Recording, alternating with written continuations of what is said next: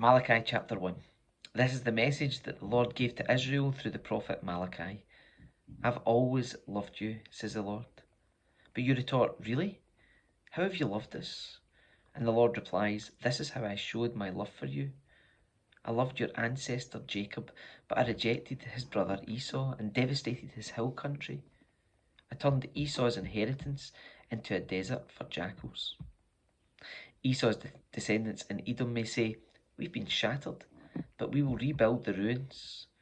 But the Lord of Heaven's armies replies, they may try to rebuild, but I will demolish them again. Their country will be known as the land of wickedness, and their people will be called the people with whom the Lord is forever angry. When you see the destruction for yourselves, you will say, truly, the Lord's greatness reaches far beyond Israel's borders. The Lord of Heaven's armies says to the priests, a son honours his father, and a servant respects his master.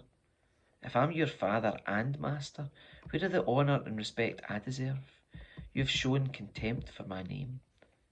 But you ask, how have we ever shown contempt for your name? You've shown contempt by offering defiled sacrifices on my altar. Then you ask, how have we defiled the sacrifices? You defile them by saying the altar of the Lord deserves no respect. When you give blind animals as sacrifices, isn't that wrong? And isn't it wrong to offer animals that are crippled and diseased? Try giving gifts like that to your governor and see how pleased he is, says the Lord of Heaven's armies. Go ahead, beg God to be merciful to you. But when you bring that kind of offering, why should he show you any favour at all? Asks the Lord of Heaven's armies. How I wish one of you would shut the temple doors, so that these worthless sacrifices could not be offered. I'm not pleased with you, says the Lord of Heaven's armies, and I will not accept your offerings. But my name is honoured by people of other nations from morning till night. All around the world they offer sweet incense and pure offerings in honour of my name. For my name is great among the nations, says the Lord of Heaven's armies. But you dishonour my name with your actions. By bringing the contemptible food, you're saying it's all right to defile the Lord's table.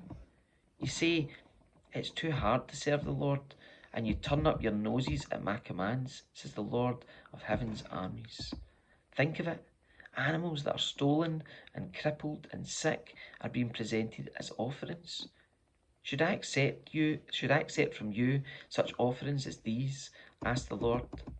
Cursed is the cheat who promises to give a fine ram from his flock, but then sacrifices a defective one to the Lord. For I'm a great king, says the Lord of Heaven's armies, and my name is feared among the nations.